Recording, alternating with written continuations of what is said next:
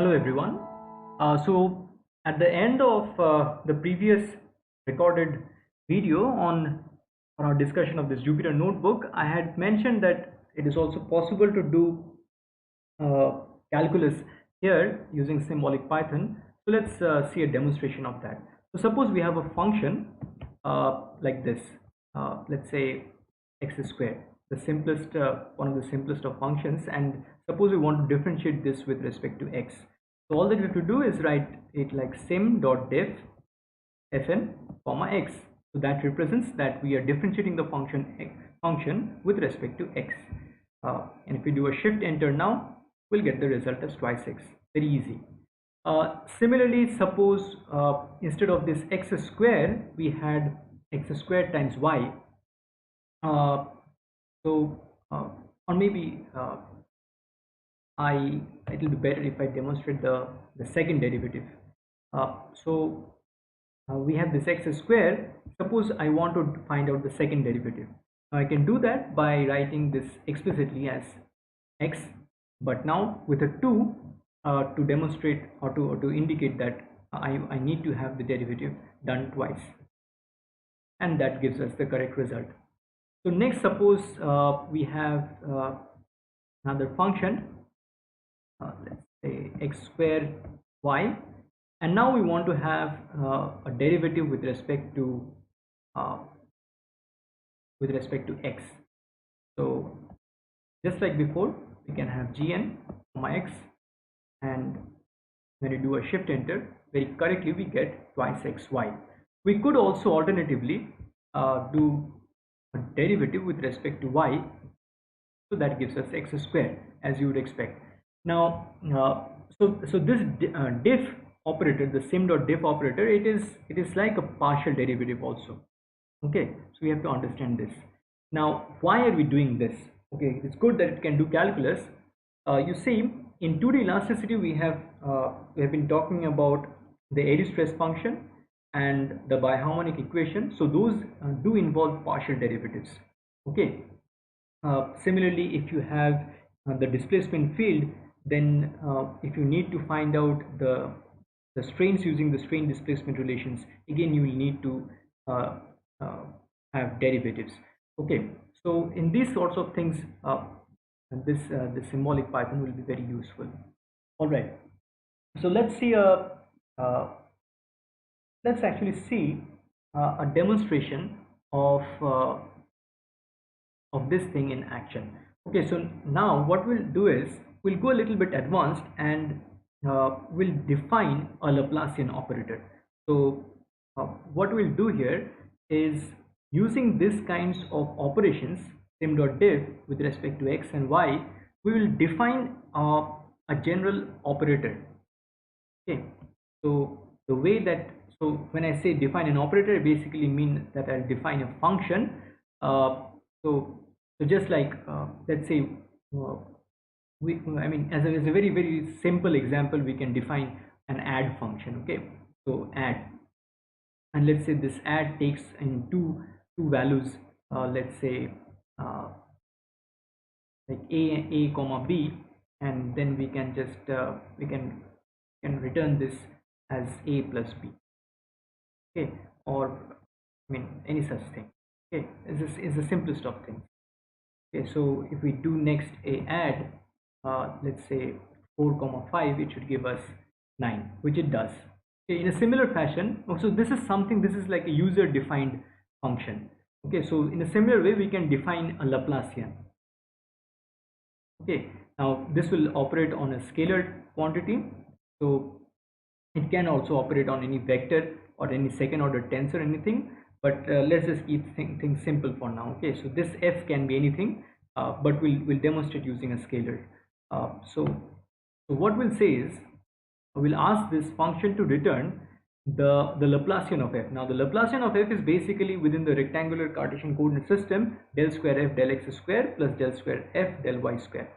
Okay, so we can do that at one shot by doing like this. So this is differentiation of f with respect to x but done twice, plus differentiation of f with respect to y but done twice. That's it. Okay, that's the Laplacian operator defined for us. Done. So now suppose we have some function. Okay, suppose we have, let's say we define a some function h of n, uh, and let's say we define it like x square plus y square. Okay, so what do you think the Laplacian of this is? So if we differentiate this h of n with respect to x twice, we'll get a 2 out of it. And if we do the second derivative of h and or do the derivative of y with do the derivative of hn with respect to y twice, we'll get a 2. So 2 plus 2 is 4. So that's what we should get. Let's see if we can get that. So now we are using the user defined Laplacian operator. We input h into it, and let's see if we get, so very correctly it gives us 4. Now suppose we are interested, because our goal ultimately is to go to 2D elasticity operations. We want to go to the Bi-harmonic operator. Okay, now Bi-harmonic again involves the fourth order derivatives, but remember that Bi-harmonic is basically Laplacian operated sequentially twice. Okay, so using that information, we can define this Bi-harmonic operator. So let me just put a little comment here using markdown.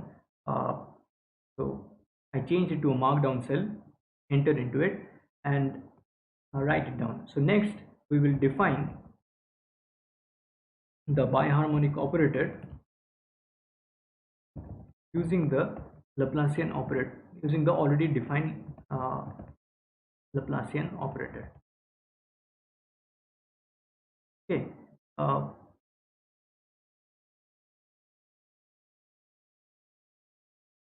maybe I'll just edit a little bit. So next we use the fact that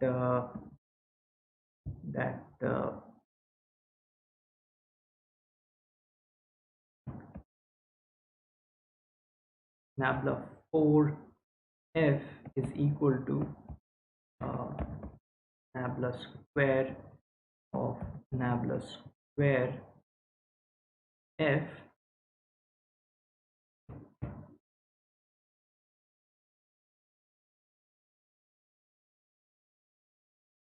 to define the Bi-harmonic operator using the already defined Laplacian operator. Okay, so to see how nicely it has gotten rendered. So next we use the fact that del 4 f is equal to del square of del square f to define the Bi-harmonic operator using the already defined Laplacian operator. So f Bi-harmonic of f. So now I don't have to write down same def f x comma 4 plus all those other things, which would be quite lengthy. Instead I can just write this as Laplacian operating on the Laplacian of f. That's it. Okay, so now let's say we have a little function called hn2, and let's say we have this in the very simplest of forms as x4. Okay, x to the power 4. So what does the Bi-harmonic of this give us? All right, that's correct. So x to the power 4, when you do the derivative of that with respect to 4, with respect to x 4 times, we'll get this thing out. All right, so we can have also have other things. Okay, so definitely we can have these things and more complicated expressions. Now our ultimate aim, of course, is to go to Airy stress functions. So what we'll do is uh,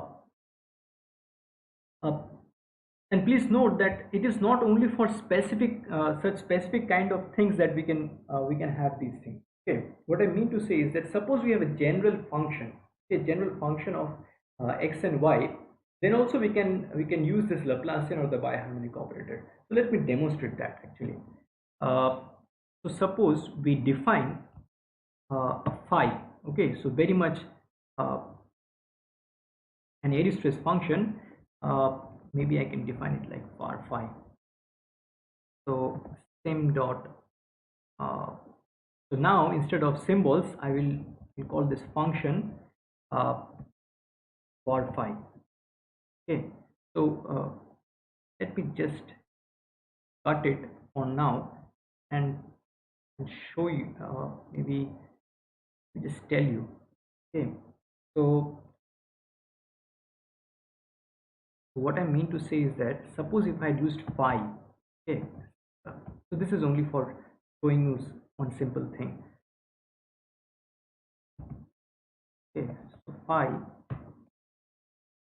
if this is phi, and suppose I had written it like var phi, that would be like this. There's a little bit of a difference between phi and var phi. If, okay, so they look a little bit different. That's what I mean. So now I have defined it like phi and var phi as symbols. I don't want that. Okay, I want var phi to be a function of x and y. So I'll redefine this var phi. Okay, I'll redefine this var phi to be a function, not a symbol. Okay, be a function var phi, but explicitly mention that it is a function of x and y. And now when I display this var phi, and please note that if I just write down the variable name here, it displays this thing. It's equivalent to this display thing. Okay, so except that when I write display, it doesn't get named as an output cell. Anyway, so this is our var phi, which is a function of x and y. Now I want to apply my Laplacian operator on this. Let's see what happens on var phi. You see, okay, so I need not actually have a definite form for my Airy stress function. In general also I can, as if I'm writing down theory on a piece of paper, I can use the symbolic Python. So this is a very powerful thing. Okay, similarly I can use the Bi-harmonic thing. Okay, you see exactly what we had written down in our notes. This is exactly that form. Okay, uh,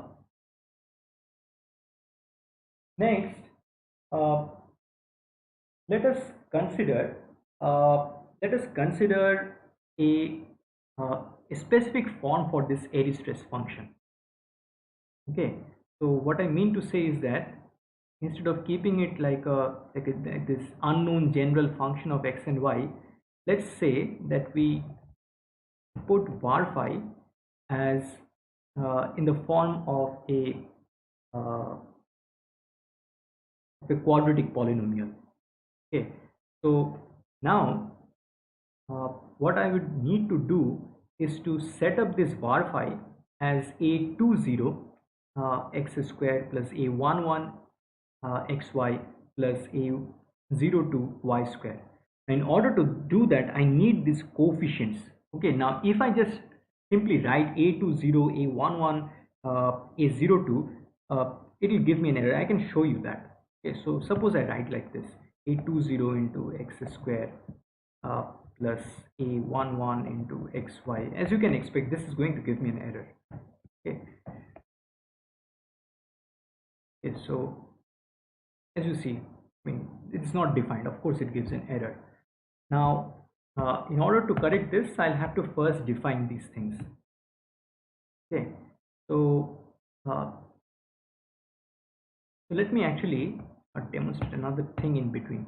So I'm in this cell now. Suppose I want to input another cell just before it.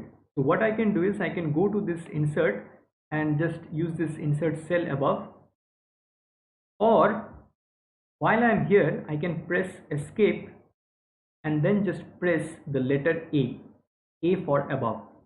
So you see a cell is inserted, a blank cell is inserted above the current cell. So in this cell I will I'll define my symbols a20, a11 and a02. So a20, a11, a02 is equal to same dot symbols just as before. Now I just use this underscore so that the symbols are defined in a nice fashion with the subscripts. Okay, so we'll see in a moment what I mean.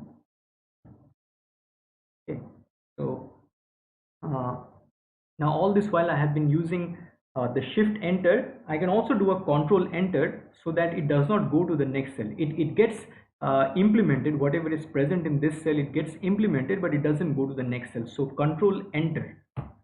Okay, it has done what it needs to do, but it didn't go to the next cell. So I just display all these things: A20, A11, A02. Okay, and now if I do a control enter again, it will stay in the same cell, but it will display these things, you see, and nicely with the proper subscripts, because these subscripts are coming out because in the definition of these symbols I had put this underscores. That's why it is coming out. Anyway, so now if we come to this cell and do a control enter, now it works out fine without any error. Okay, and suppose I want to display this bar 5. Now it is going to display it properly. Okay, now with this thing I can actually use this bar 5 to obtain specific forms for my stresses. Okay, so let's do that. Sigma xx is equal to, I know that sigma xx is equal to del square phi del y square. Okay, so let me actually describe this thing using a markdown cell. Okay, so we now obtain the stress fields using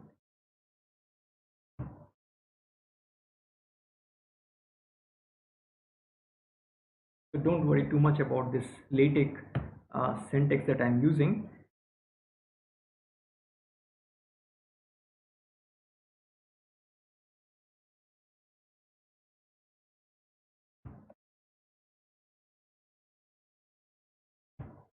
Very quickly I'll do this.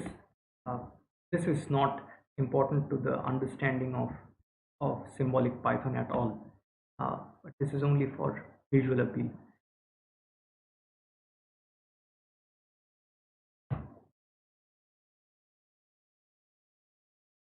I'll try to do this as fast as possible.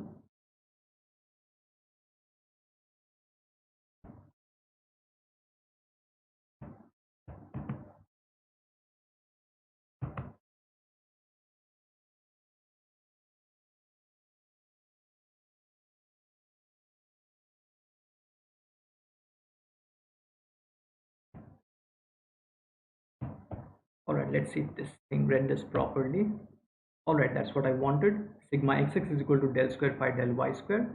Sigma yy is equal to del square phi del x square, and sigma xy is equal to minus del square phi del x del y. So we go to the next cell, and since we do not have a new cell in below it, we can of course press another shift enter here, or we can press a B.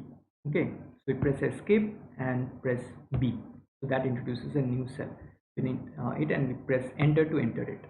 Okay, so now we actually do the maths behind it. So sigma xx is equal to sim dot diff for phi y comma 2, sigma yy is equal to sim dot diff for phi x comma 2, and sigma xy is equal to sim dot diff for phi x. So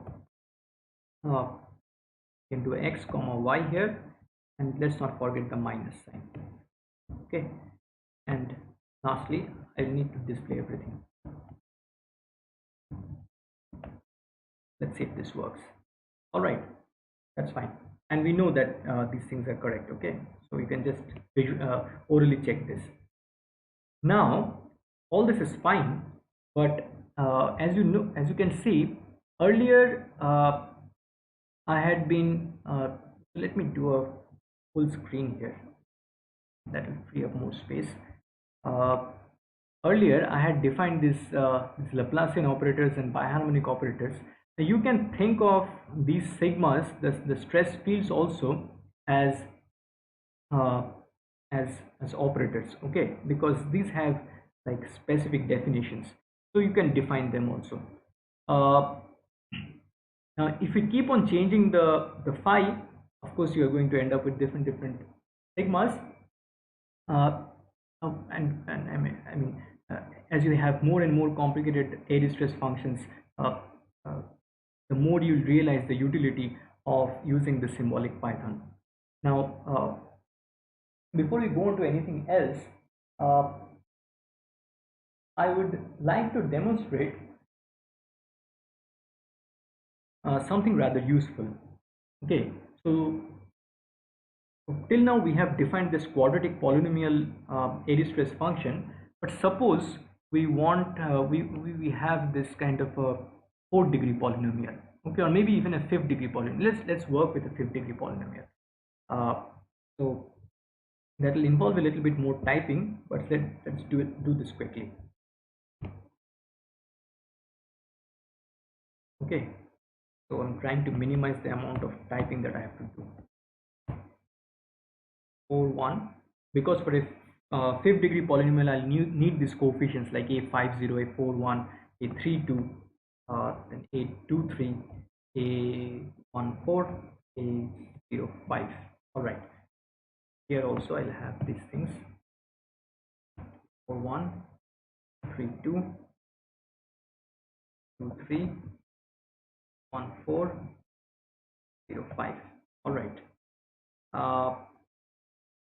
and I can immediately write this as a50 into x is 5 plus a41 into x4 to y plus a32 into x cube to y square plus a23 into x square into y cube plus a14 into x into y4, and finally a05 into y fifth power. And let's display this. Okay, of course we can use our IPython kind of display also here. Let's try that. Okay, so R5, again I'm using the LaTeX kind of syntax.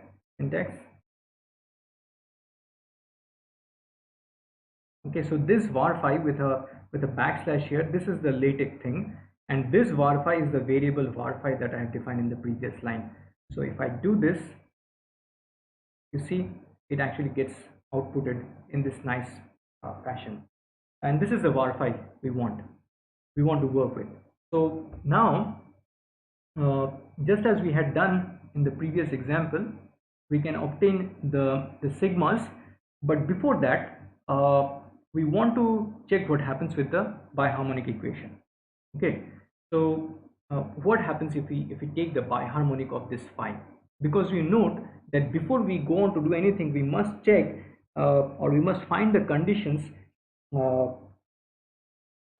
under which a given area stress function satisfies the biharmonic equation. Okay, so the biharmonic of this var phi, okay, I can use this biharmonic because I've already defined it. I'll get this kind of a thing.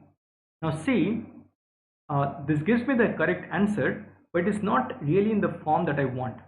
Okay, what I'll do is, remember one of the earliest things that we learned in symbolic Python, expand. I'll again use that.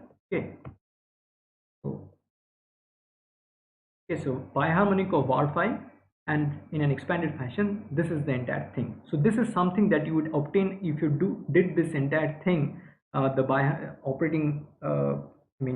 the biharmonic of this phi on a piece of paper. Okay, now you see the conditions which must be satisfied. So you understand that this biharmonic of 5, that must be set equal to 0, and that will be equal to 0 only if the individual coefficients of x and y are set equal to 0.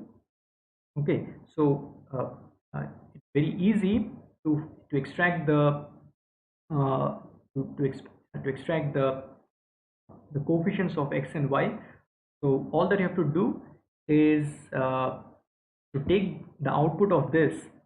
Okay, so what we can do is uh, uh, we can just copy paste this and do a coefficient of x. Let's see if this works. You see, the first coefficient of x is 24a14 that we have here. Next one is 24a32 that we have here, and next one is 120a50 that also we have here. In a similar fashion, we can extract the coefficient of y. I'll just copy paste this line, and just instead of coefficient of x, we'll write coefficient of y. Shift enter, and again you see 120a05, 24a23 comes from here, and this 24a41 comes from here.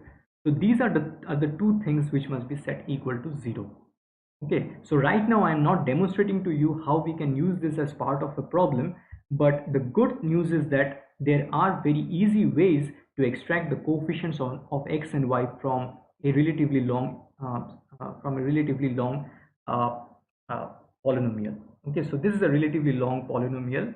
I mean, we will operate with things which are even longer than this, and then you will see that how useful it is to extract things out like this at one go. Okay.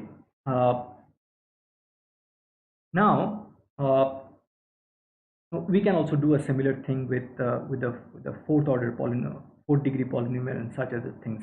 For third degree polynomial, you won't need to extract anything like this, because that satisfies the Bi-harmonic equation identically. And now we have been talking about these differentiations. In a similar fashion, you can obtain integrations. Okay, it's very easy. So as a very simple demonstration, let's do the integration of x. You don't even have to specify with respect to what, because there's nothing else here. So okay, so this is x squared by 2. You note that so usually on a piece of paper, when you do this sort of integration, we write a plus c, the constant, the unknown arbitrary constant of integration. That we have not written here, but you understand. Okay, as I mean, you are after all a human being operating this computer, so you understand this there. All right, suppose instead of this we want to obtain x square. Okay, the integration of x square, that also done very easily, that is x cubed by 3. Furthermore, if you want to do let's say x square y, all right, x square y, but integrated with respect to let's say y this time. Can this be done? Sure enough, it is giving us the correct result. So x is being treated as a constant here, and it is only the y which is getting integrated. So these kinds of things from the point of view of applied elasticity is very useful for finding out the second moments of area or the moments of inertia of a cross section, these integrations. Another application would be finding out the moment. Okay, so the bending moment, that would be basically for a cross section, that would be the integration of sigma xxy. So those sorts of things. So we'll actually demonstrate the use of those when you go into the solution of problems of 2D elasticity. Okay, so with this, I think I have more or less covered the things I wanted to cover from this calculus point of view, and also I mean the calculus in connection with 2D elasticity. Just another very important note. You see, when we are defining these symbols, okay, so this is a very basic thing, but at the same time I think it's quite advanced also. Okay, so people don't take care of this thing when they're learning first of all, but it does make a difference as you proceed. Please note that when we are defining our symbols like x, y, Okay, so what did we write? So if you go back, okay, if you go back earlier, one of the first things that we wrote was this thing, right? This x comma y is equal to same. Okay, let's copy this. Okay, let's copy this, go back down and do this again. Okay, just because we want to. Okay, no problem. Now suppose instead of this x y, I want to call this something else. Okay, suppose I want to call my variable, okay, because you see the visual depiction of the variable as it is shown by the symbol x or y, and the name that is given to that variable, those are two separate things. So that's what I want to demonstrate here. So okay, so the visual depiction of the symbol is x, but the name of the variable is rabbit. Okay, I've deliberately taken this this weird name rabbit, okay, just to demonstrate my point. Okay, so if I do a shift enter, it's a valid input. Okay, and now if I do rabbit, it will just display x. You see, similarly I could have done a rabbit tiger and assigned y to tiger, and now if I display rabbit comma tiger, it's going to display x and y. Okay, now things can become really crazy. Okay, so suppose instead of this you do something uh, like this: y comma x is equal to sim dot symbols, okay, x comma y. Okay, now if you do a shift enter, it is still a valid input, and this is where things can go, really crazy. Suppose you write y here, it gives you x, okay, and let's say display y comma x. Okay, so y is x and x is y. Okay, so if you want to do it in the IPython style of display, you would write something like this, uh, that uh, that y is equal to okay, this is crazy, but let's do this. Okay, and let me just make my point.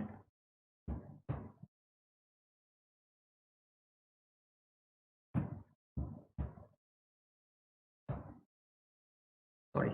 um, you see, already things have gone really crazy here. So uh, so what I want to show you here is that my x here, the x is the maths x, this x is the maths x, okay, and this is the variable y, and this is x and y. Let's see what this gives. Okay, and already you can see it's such a source of confusion. Okay, this is perfectly all right. Okay, mathematically this is all right, but you understand here that this can be a big source of confusion. So unless you want to see the word burn, don't do these kinds of things. Please do not do these kinds of things. And the problem is, once you do these kinds of crazy things, whatever you had defined earlier, okay, that completely gets erased. So now if whatever fresh input you have given, that is the thing which is in memory for Jupyter notebook, and that is what it operates on. And things can go horribly disastrously wrong if you persist with this. So delete this thing, okay, unless you want to see the word burn. Okay, delete this line, and you can actually delete this entire cell. Well, you can go to this cell and forgotten, so edit, maybe here it is. So you can delete cells like this, or the easy way is just press escape and press D twice. Okay, D, okay, D for delete twice, D, gone. So similarly here also, this blank cell that you see here, that can be deleted by pressing D twice, D, gone. Okay, and I think this rabbit tiger business was much better. We'll keep that. Okay, and the best thing of course is to just delete all of these things. Again, D, and we don't want anything to burn. We want to have a nice stable system. So XY. is xy. All right. uh, I just wanted to point that out. You can also have I mean fancier definitions of symbols like this. So P in, P out, so for pressure in and pressure out, uh, maybe for some kind of pressure vessel kind of problems. uh, and here you can actually uh, go quite fancy. I think let's do it.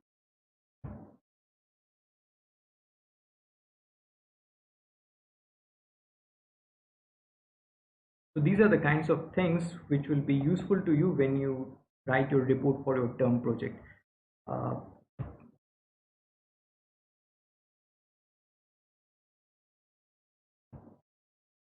you see, I mean, it gets outputted in a nice fashion. Okay, so that's it. All right.